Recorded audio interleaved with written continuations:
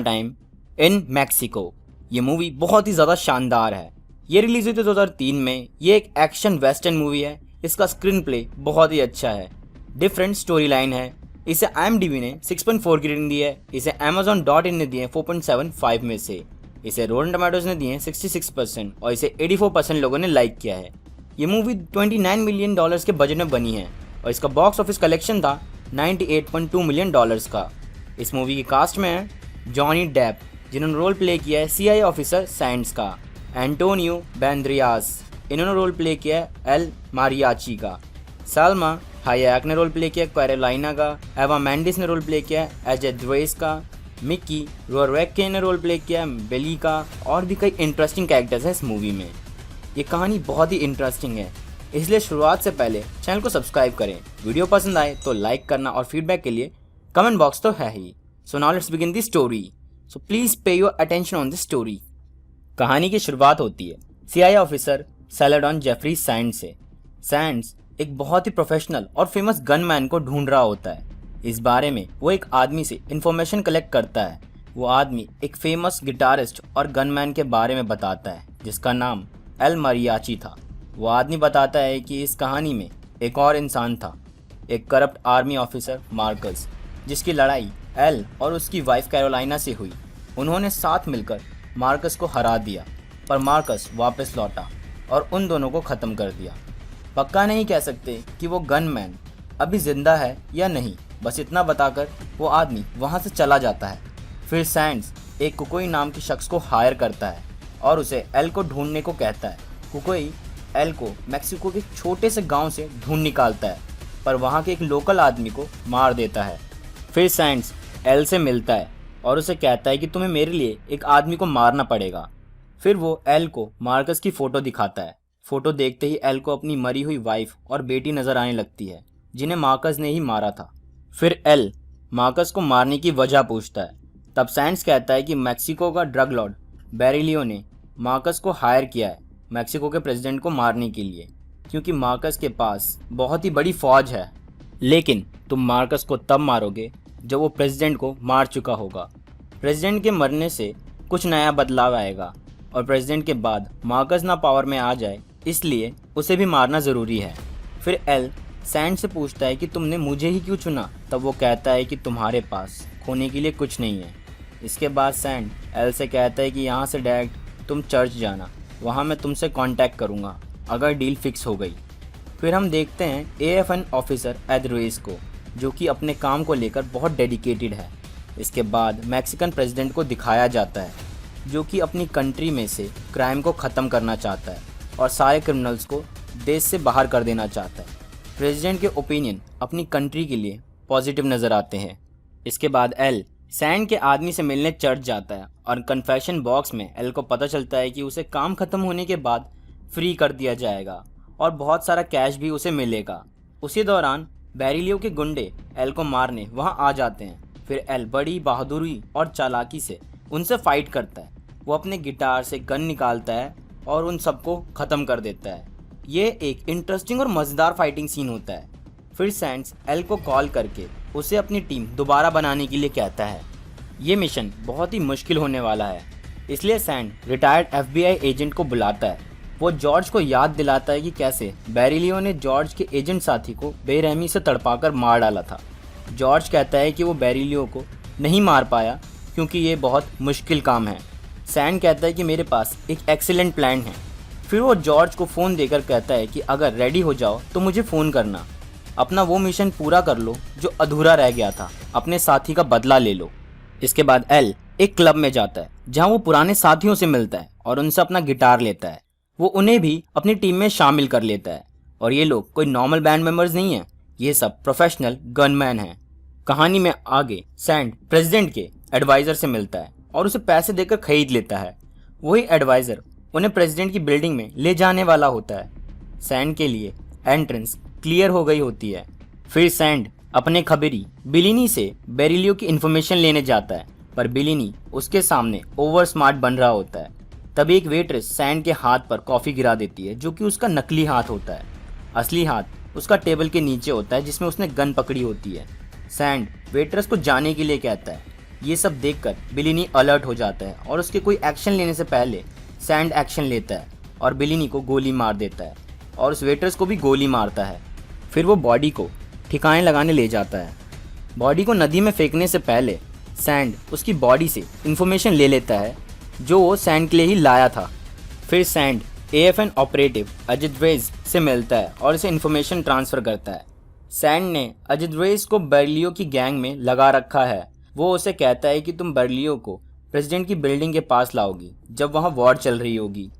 तभी एडरेज कंफ्यूज होते हुए सैंड से उसका प्लान पूछती है। सैंड कहता है कि प्लान सिंपल है। आज का जो प्रेसिडेंट है वो बेरिलियो और उससे जुड़े क्राइम्स को ख़त्म करना चाहता है और बेरिलियो ने प्रेसिडेंट को रास्ते से हटाने के लिए मार्कस को हायर किया है और मैंने मार्कस को मारने के लिए एल को बुलाया है और इस सारे प्लान को अंजाम प्रेसिडेंट की बिल्डिंग के पास दिया जाएगा। तुम तो बेरिलियो को वहाँ ले ही आओगी, तब मेरा आदमी जॉर्ज उसे अरेस्ट या ख़त्म कर देगा और जब ये सब बिजी होंगे मैं बेरिलियो के 20 मिलियन चुरा लूँगा जो वो मार्कस को देने वाला है और फिर तुम चाहो तो मेरे साथ चल सकती हो। और ये सब बता के सैंड अपने प्लान पर काम करने लग जाता है। एल भी अपने साथियों के साथ एडवाइज़र के थ्रू बिल्डिंग में एंटर होता है। फिर वहाँ एक पार्टी में वो प्रेसिडेंट की देश के लिए अच्छी बातें सुनता है और उस पूरी जगह को मिशन के लिए एनालाइज करता है। दूसरी तरफ जॉर्ज सैंड के प्लान अनुसार बिली से मिलता है जो कि बेरिलियो का राइट हैंड है। बिली जॉर्ज को देखकर डर जाता है। फिर बिली जॉर्ज के सामने कन्फेस करता है कि वो 8 सालों से बेरिलियो के एम्पायर में फंसा हुआ है। वो लोग बिली से वो सारे काम कराते हैं जो वो नहीं करना चाहता। फिर जॉर्ज बिली के आगे एक ऑफ़र रखता है कि अगर वो उसे बेरिलियो की इंटरनल इन्फॉर्मेशन ला कर देगा तो वो उसे अपने साथ US वापस ले जाएगा। बिली कहता है कि बेरिलियो मुझे कुछ नहीं बताता और मैं उसके ज़्यादा पास नहीं जा सकता। फिर जॉर्ज बेरिलियो की बातें सुनने के लिए बिली के कुत्ते के गले में माइक्रोफोन लगा देता है। जब एल बाहर घूम रहा होता है तब कोई एल से कहता है कि मैं सैंड के लिए काम नहीं करता और तुम्हारे लिए अच्छा यही होगा कि तुम सैंड का प्लान बेरिलियो को बता दो। बेसिकली यहाँ पर कुकोई ने पार्टी बदल ली है और उसे एल के ऊपर जो इनाम है वो बेरिलियो से चाहिए। इसके बाद उन दोनों की लड़ाई शुरू हो जाती है। कुकोई के गैंग के लोग एल को पकड़ने के लिए आ जाते हैं पर एल वहाँ से भागता है। एक बहुत ही मज़ेदार चेस सीन के बाद कुकोई एल को डांट मार के बेहोश कर देता है और उसे बेरिलियो के पास ले जाता है। फिर कुकोई बेरिलियो को सैंड का उतना ही प्लान बताता है जितना उसे पता होता है। बेरिलियो को सैंड के बारे में पता लग जाने के बाद वो कुकोई को मार देता है क्योंकि कुकोई सैंड को धोखा देकर आया था तो वो आगे बेरिलियो को भी धोखा दे सकता था। फिर जनरल मार्कस भी वहाँ आ जाता है एल को मारने के लिए पर एल वहाँ से भागने में कामयाब होता है। फिर बेरिलियो अपने मेंशन से डायरेक्ट हॉस्पिटल जाता है। बेरिलियो का प्लान था कि प्रेसिडेंट को मारने के बाद किसी दूसरी कंट्री में चले जाना। हॉस्पिटल में डॉक्टर्स बेरिलियो की प्लास्टिक सर्जरी की तैयारी कर रहे होते हैं, यानी कि बेरिलियो का प्लान अपनी आइडेंटिटी बदल कर कहीं भी बेफिक्र रहना होता है। जॉर्ज बेरिलियो का पीछा करते हुए हॉस्पिटल आ जाता है। फिर वहाँ FBI और AFN ऑफिसर्स आ जाते हैं। पूरे हॉस्पिटल में भगदड़ मच जाती है। इसके बाद जॉर्ज भी नकली डॉक्टर बन के बेरिलियो के सर्जरी रूम में घुस जाता है। वहाँ उसे बेरिलियो की बॉडी मिलती है जिसे देखकर लग रहा होता है कि प्लास्टिक सर्जरी कराते वक्त ज़्यादा खून बहने से उसकी मौत हो गई। जॉर्ज समझ चुका था कि बेरिलियो ने अपनी शक्ल बदल ली थी ताकि वो गवर्नमेंट की नज़रों से गायब हो सके। तभी उस बॉडी के हाथ में से अंगूठियाँ गिरने लगती है। इससे जॉर्ज को पता चल जाता है कि ये बेरिलियो नहीं है, उसने बॉडी बदल दी। फिर जॉर्ज बेरिलियो को ढूंढते हुए कॉरिडोर में आता है। वहाँ उसे रियल बेरिलियो दिखता है जिसके फेस पर सर्जरी हो रखी थी। फिर जॉर्ज को पीछे से एडरेज मारकर बेहोश कर देती है। फिर ये लोग जॉर्ज को उठाकर ले जाते हैं। दूसरी तरफ सैंड परेशान हो रहा होता है कि उसके सारे साथी कहाँ गायब हो गए। फिर वो एक रेस्टोरेंट में बैठ जाता है जहाँ एडरेज उससे मिलने आती है और उसे बेहोश कर देती है। फिर वो लोग उसे किडनैप कर लेते हैं। अब दिन आ जाता है डे ऑफ डेड का। लोग सड़कों पर इसे सेलिब्रेट कर रहे होते हैं। मार्कस अपनी आर्मी के साथ प्रेसिडेंट के पैलेस पर अटैक करने के लिए निकल पड़ता है। प्रेसिडेंट का एडवाइज़र प्रेसिडेंट को बाहर ना जाने की सलाह देता है। इसके बाद जब सैंड की आंखें खुलती है तब उसके सामने बेरिलियो खड़ा होता है। बेरिलियो उसे कहता है कि तुम्हें क्या लगा, तुम मुझ पर नज़र रख रहे थे? ऐसा नहीं है, मैं तुम्हें नज़र रखने दे रहा था। वहाँ एड्रेस भी रिवील करती है कि वो बेरिलियो की बेटी है। सैंड को ये सुन के धक्का लगता है, वो शॉक हो जाता है। सैंड को ये रियलाइज होता है कि उसका मिशन अब पूरा नहीं हो पाएगा। बेरिलियो के अनुसार सैंड ने बहुत कुछ देख लिया होता है, इसलिए वो उसकी आंखों में ड्रिल कर देता है और सैंड को बाहर छोड़ देता है। सैंड अब पूरी तरह से अंधा हो चुका है। फिर सैंड एक साइकिल बॉय को रोकता है और उसकी हेल्प लेता है शहर के सेंटर में जाने के लिए। उसका एक आदमी पीछा कर रहा होता है।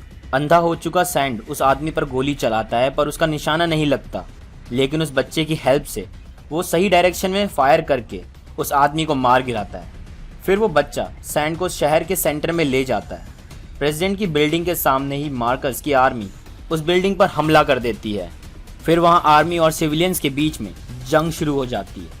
एल को इंस्ट्रक्शन मिले थे कि उसे मार्कस को तब मारना है जब वो प्रेसिडेंट को मार दे, पर एल को प्रेसिडेंट अच्छा इंसान लगता है, इसलिए वो उसे बचाने बिल्डिंग के अंदर जाता है। एल के टीममेट्स बाहर ही अपने हथियारों से आर्मी का सामना करते हैं। फिर वो दोनों भी एल की हेल्प करने चले जाते हैं।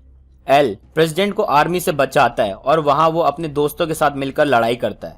उस लड़ाई में प्रेसिडेंट का एडवाइजर मारा जाता है।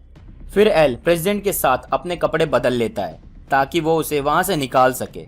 फिर फीडो और लोरेंजो बिल्डिंग से निकलने से पहले बहुत सारा पैसा अपने गिटार बैग्स में भरते हैं जो बेरिलियो मार्कस को देने वाला होता है, और प्रेसिडेंट के साथ वहाँ से निकल जाते हैं।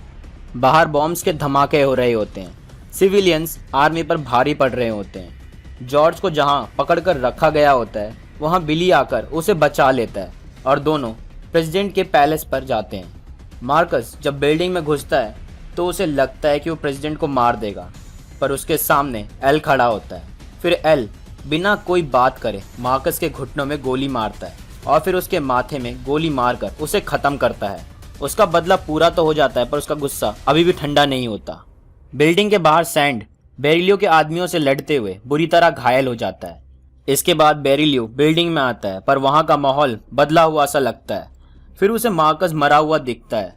एजेड्रेस सैंड को पूरी तरह खत्म करने के लिए बाहर जाती है पर सैंड उसे ही गोली मार देता है। एजेड्रेस मर जाती है।